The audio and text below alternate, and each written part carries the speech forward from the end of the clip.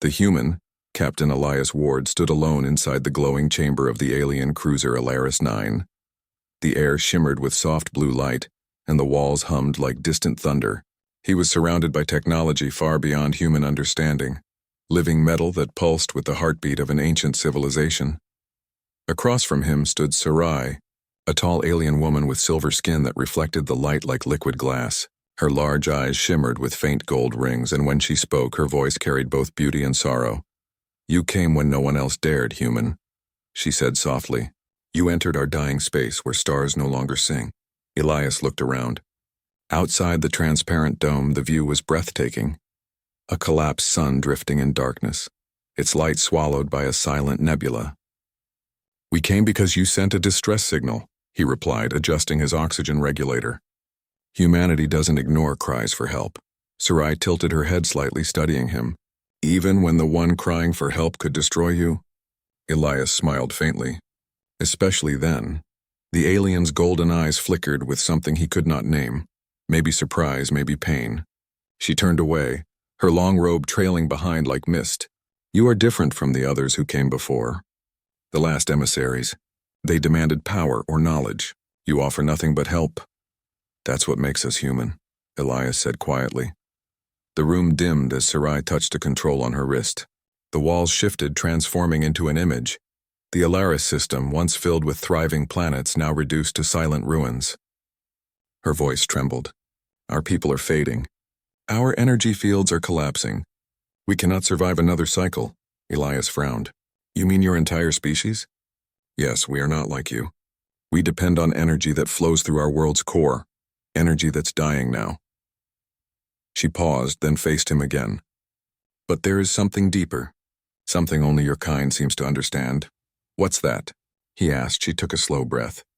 "Hope." For a moment, the air seemed to stop moving. Elias said nothing. He could see the loneliness in her eyes, the kind that only comes when you've watched your world crumble piece by piece.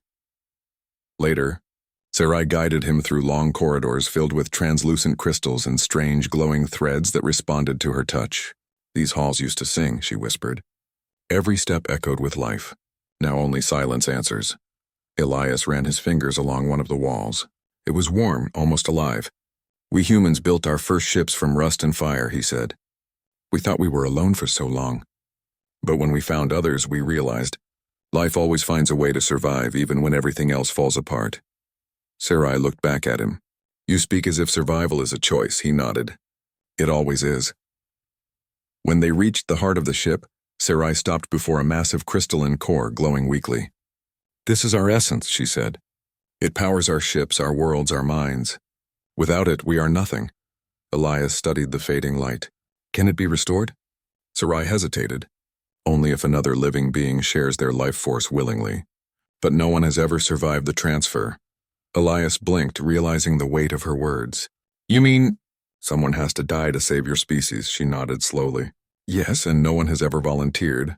Silence filled the room. The hum of the dying core echoed like a heartbeat fading in the dark. Hours passed. Sarai and Elias walked through observation decks overlooking the broken galaxies around them. They spoke of stars, of history, of what it meant to be alive. And though they were from different worlds, there was a strange understanding between them. "You humans," she said softly, "you fight wars with yourselves. You bleed for ideas. You destroy, yet you also rebuild. I cannot decide if that is madness or beauty." "Maybe it's both," he answered with a tired smile. She turned toward him. "You're not afraid?" "Of dying?" he asked. "Everyone dies, but what matters is what you leave behind." Sarai's eyes shimmered brighter. "We have forgotten that truth. For so long our people lived without death. We transferred memories, extended existence, erased endings. Now when it comes for us, we do not know how to face it." Elias looked at her and said quietly, "Maybe that's why you needed to call for help." They reached a small chamber near the ship's center. It looked like a room meant for rest. Circular, soft light, a single seat in the middle surrounded by floating spheres of faint light.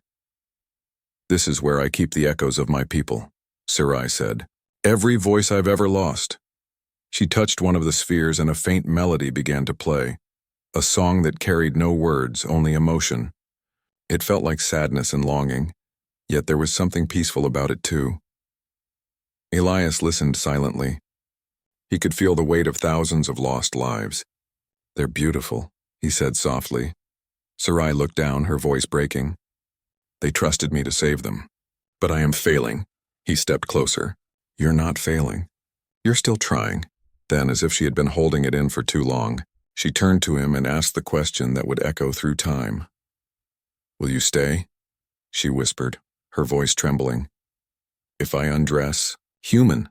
Elias froze, not out of shock, but confusion. "Undress?" She nodded slowly. "Among my kind, to undress means to remove the protection of energy fields, to show one's true form, without power, without defense. It is the act of complete trust." Understanding dawned on him. She wasn't asking for anything indecent. She was asking if he would stay when she became truly vulnerable, when she revealed the truth of what she was, stripped of the energy that sustained her. He took a deep breath. "Yes," he said softly. "I'll stay." The room grew still. The hum of the ship faded. Slowly, Sarai raised her hand and the glow surrounding her body began to fade away. The silver sheen melted, revealing a fragile, translucent figure of light, trembling, flickering, like a candle in a storm. "This is what we are," she said, her voice barely a whisper. "Not gods, not immortals. Just sparks trying to stay alive." Elias stepped closer, eyes wide with quiet awe. "Then you're not so different from us." Something in his voice, simple, human, and honest, made her look at him differently. "You mean, you see us as equals?" "Of course," he said. "Every being that feels, hopes, or fears, that's what makes them worth saving." For a long moment, neither of them spoke. Only the faint heartbeat of the dying ship filled the silence. Sarai's voice was soft when she finally replied. "Then perhaps there is still hope left in the galaxy, because a human chose to stay. And in that quiet chamber surrounded by the light of dying stars, something shifted. Not in the ship, not in the system, but in the fabric of fate itself. Because what Elias Ward said next, the promise he made, would echo through galaxies yet unborn." The ship Alaris 9 floated in silence above a dead world. The last sun of the system flickered weakly like a candle about to die. Inside, in the chamber of light, Captain Elias Ward still stood beside Sarai, the alien who had shown him her true form. Her body, now stripped of glowing armor, shimmered like fragile glass. Within her form, faint energy pulsed slowly, almost painfully. Elias could see it was hard for her to stay like this. Every second without her protective field was a risk. "You should restore your shield," he said softly. "You're fading." Sarai's voice trembled, but there was peace in her eyes. "You said you would stay, and for the first time in centuries." "I believe someone means it," Elias nodded once. "I keep my word." The silence between them wasn't empty. It was filled with unspoken understanding. Sarai slowly lifted her hand, and from the air appeared a faint projection, an ancient map of the Alaris network, showing hundreds of worlds connected by glowing lines. "This was our civilization," she said. "We spread across the galaxy, binding planets together through energy links. But when our core began to fail, the network collapsed. Worlds died one after another. Now, we are only whispers." Elias studied the map, then looked at her. "If I could fix the core, would your people return?" Sarai gave a sad smile. "You cannot. Only the life force of a sentient being can restore it, and that would destroy whoever gives it." He fell quiet, thinking. "Maybe there's another way." She tilted her head. "You humans always say that," he grinned faintly. "Because sometimes there is."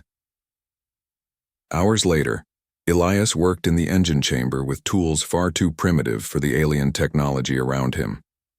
His fingers were dirty with metallic dust, his mind running through every engineering principle he knew. Sarai watched, confused but curious. "You still believe you can repair something that was never meant for human hands?" she asked. Elias looked up from the glowing machinery. "Your people built this technology on energy harmony, the balance of frequencies. Maybe if I can match your core's frequency with a human biosignal, it might stabilize the decay." She frowned. "You would link yourself to our core? That could destroy your mind." He smiled slightly. "I've done worse in training." For a long moment, Sarai stared at him. "Why are humans like this? Always risking everything for something they don't understand?" Elias looked at her with steady eyes. "Because if we only acted when we fully understood something, we'd never take the first step." The process began at dawn cycle, when the ship's internal lights dimmed to simulate rest. Elias connected neural cables from his suit into the crystal conduits leading to the dying core. He took a slow breath. "Ready," he said. Sarai stood at the control panel, hands trembling. "Elias, if this goes wrong, your neural patterns will collapse. Your memories, your identity, all will be absorbed by the core." He nodded. "Then let's not let it go wrong." She pressed a control and the chamber filled with light. The cables vibrated and a low hum filled the air. Elias clenched his teeth as energy surged through him, not painful but overwhelming. He could feel the pulse of the alien world. He saw visions, planets covered in silver oceans, towers reaching the clouds, 1,000 voices singing in harmony. Then he saw darkness swallowing them all. Sarai watched as his eyes glowed faint blue. "Human, your life signal is merging with the core." "I can feel it," Elias said through gritted teeth. "It's trying to understand me." "Stop," she cried. "It will consume you." He shook his head. "No, it's learning. It's listening." Suddenly the lights flickered violently. Sarai rushed to his side, disconnecting one cable. Sparks burst across the floor and Elias collapsed to his knees, breathing hard. "Stop. You'll die," she said, voice shaking. He opened his eyes slowly. "Not yet." Sarai stared at him in disbelief. His body was weak, but his spirit remained unbroken. Humans, she thought, fragile flesh and yet stronger than the stars. Later, when he regained his breath, she guided him to the viewing platform. Outside, the nebula was changing color, faint lines of light like veins stretching from the dying sun toward the ship. Elias pointed.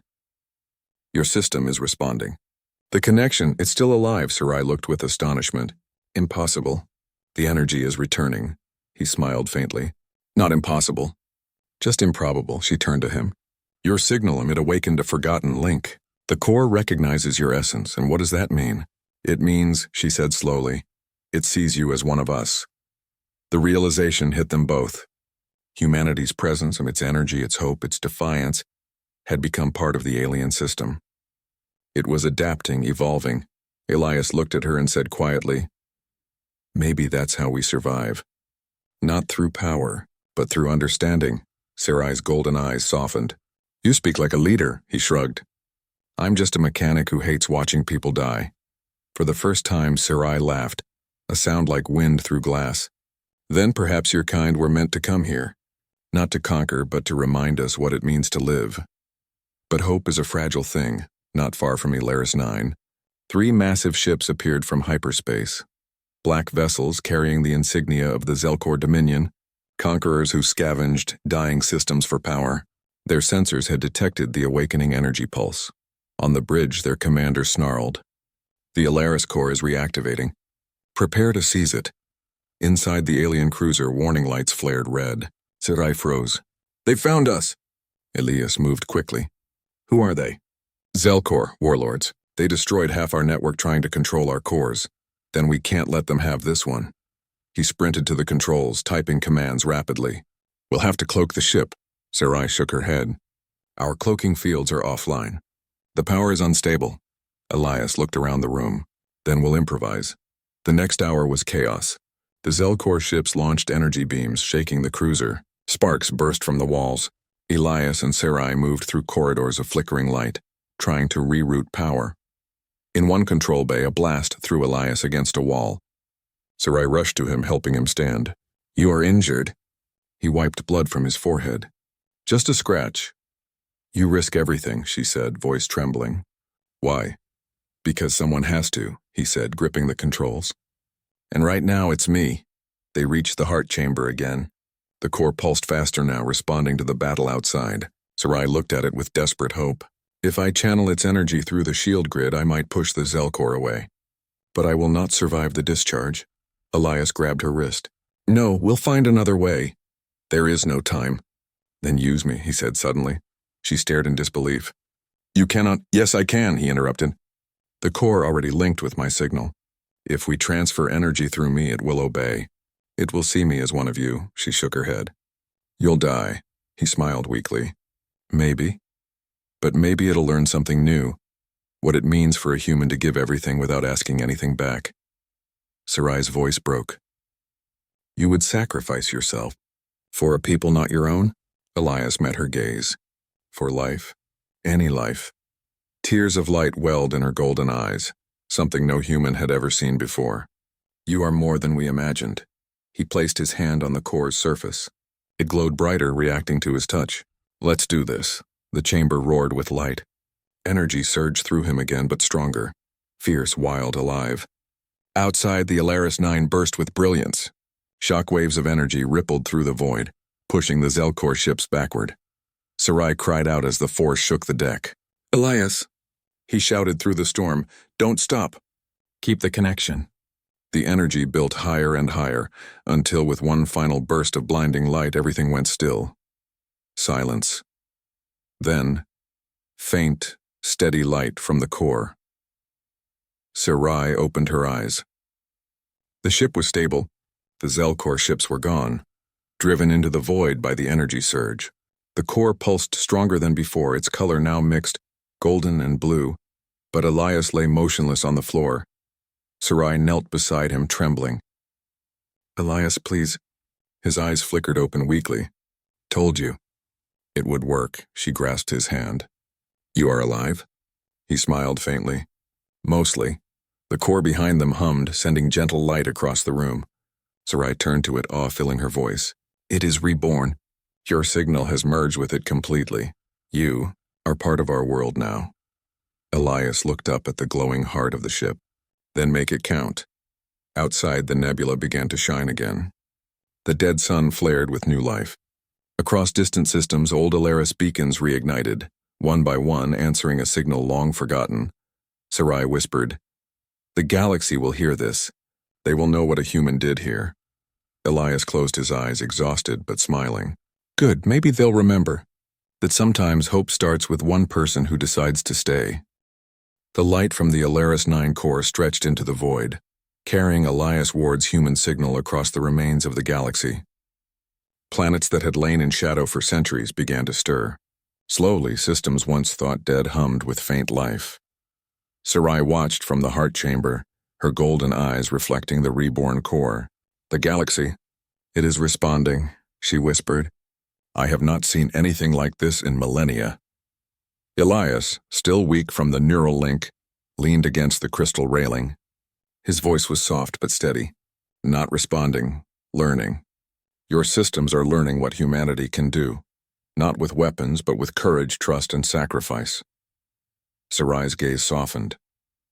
You risked your life, for beings you did not even know. He gave a faint smile, because life itself is worth saving. For a moment the chamber was quiet. Outside, stars blinked to life like fireflies in darkness, pulsing with energy that had been lost for generations. The Zelkor Dominion, the conquerors who had threatened the system, were forced to retreat. Their sensors picked up the surge of the human-linked core, and their ships scattered in confusion. The humans' influence, though unseen and silent, had changed the balance of power. Where might have ruled now, hope whispered. Sarai turned to Elias. Your presence, it is more than we imagined. You have done what no Ilarian dared to attempt. Elias shook his head weakly. I didn't do it alone. You trusted me. You showed me the truth of your people. That's what made this possible, she paused. And what of your people? Your Earth? He smiled faintly. They will not know. And that is fine. Some stories are meant to echo quietly, not roar. Over the following weeks, the Alaris 9 stabilized fully. The once dying system slowly came alive. Planetary shields glimmered with renewed energy. Atmospheres stabilized. Life, fragile and returning, began to spread on barren worlds. Sarai guided Elias through observation decks. The nebula outside pulsed like veins in a living organism. It is beautiful, she said. All because of your choice to stay human. Elias's gaze lingered on a distant planet now glowing with early sunlight. We humans, we do strange things. We risk everything, sometimes for nothing more than hope. But when it works, it changes everything. Sarai's voice was soft, awestruck. Then perhaps your kind is exactly what this galaxy needed. Word of the reborn core spread silently. Across systems, alien civilizations began to detect the human signal embedded in the energy network. They did not know its origin, only that life had returned where death had ruled. A wave of curiosity and cautious optimism rippled through the stars. Meanwhile, Elias regained strength. He moved through the ship like a veteran explorer, repairing delicate systems and stabilizing the energy channels. Sarai assisted him, learning the strange human ways of improvisation, adaptation, and courage. "You think too much with your heart," she said one day. "And yet it works." Elias chuckled. "It's what makes us human. Sometimes brains and hearts are enough to survive where machines fail." One evening, Sarai led Elias to the central balcony. Below, the core glowed a brilliant mix of blue and gold, streaming energy into the planets like lifeblood. All of this is because you stayed when I was vulnerable." He turned to her. "It wasn't bravery. It was understanding. I didn't see a powerful alien. I saw a life asking for help. And I stayed because life deserves that much." Sarai's eyes glimmered with emotion. "Your kind teaches us something important. Strength is not only in power, but in choice," Elias nodded. "Then perhaps hope too can be learned." But the galaxy would not forget. The Zelkor Dominion, humiliated and repelled, sent envoys to observe the reborn Elaris system. Their leaders could not comprehend how a human, a single fragile being, could influence the survival of an entire civilization. Whispers spread. A human remains where others fail. Elias watched as the Zelkor fleet withdrew, no longer seeing humans as insignificant. Even conquerors understood that humanity could change outcomes without weapons, without domination, without fear. Sarai studied the stars. "You are not just a human, Elias Ward. You are a symbol, a spark that the galaxy cannot ignore." He gave a tired but genuine smile. "Then let's make sure that spark spreads." With the system stabilized, the Alarian Council convened. They had been skeptical of humans, wary of outsiders meddling in their affairs. But Elias, weakened yet resolute, spoke to them. "Your people are strong," he said. "You survived centuries because you adapted, because you listened. But survival alone is not enough. Life requires trust, sacrifice, and courage. Protect it, share it. Do not fear what is different and embrace it. That is what keeps civilizations alive." Silence fell in the chamber. Then, one by one, the elders nodded, understanding what he meant. A new era of cooperation and hope began. Outside, planets once barren now shimmered with life. Flora and fauna slowly returned. Energy nodes hummed in harmony, powered not just by Alarian cores but infused with the human signal. Elias's life essence had become a permanent part of the network. Though he was human, fragile, and mortal, his actions created immortal effects. Sarai led him to the observation deck. "You have changed everything," she said. "The galaxy itself owes you thanks." Elias leaned on the railing. "We humans don't look for thanks. We just do what's right. That's what keeps us alive. That's what keeps hope alive." Months passed.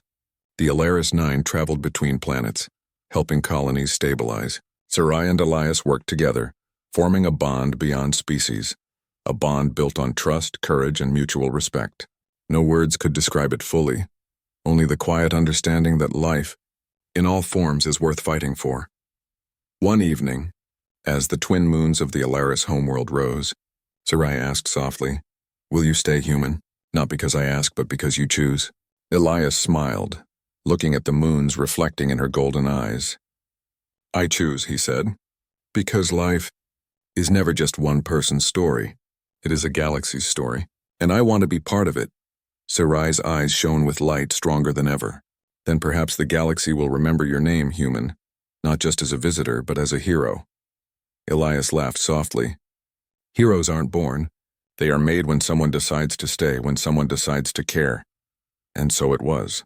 The galaxy, vast and cold, once silent and indifferent, began to hum again. Systems spoke to one another with renewed energy. The Zelkor Dominion reconsidered their conquest strategies. Other civilizations, watching from afar, found hope in the idea that even the smallest beings could change the course of history, all because a human had chosen to stay. Sarai stood beside him, the embodiment of an entire species' gratitude, watching the stars light up in celebration of life. "You have changed everything," she whispered. Elias glanced at her, tired but smiling. "Not me alone. Humanity just reminded the galaxy what it forgot. That one life, one choice, one act of courage can change the universe." The core pulsed behind them, blue and gold intertwined. Its energy was not just Ilarian or human. It was something new, something alive, and in that quiet chamber, surrounded by the reborn light of dying stars, Elias Ward, the human who had stayed when asked, who had sacrificed when necessary, who had given hope without question, became part of a story that would echo across galaxies for generations. For humanity, fragile yet unyielding, had reminded the universe what it truly meant to live, to hope, and to be heroic, and the galaxy would never forget.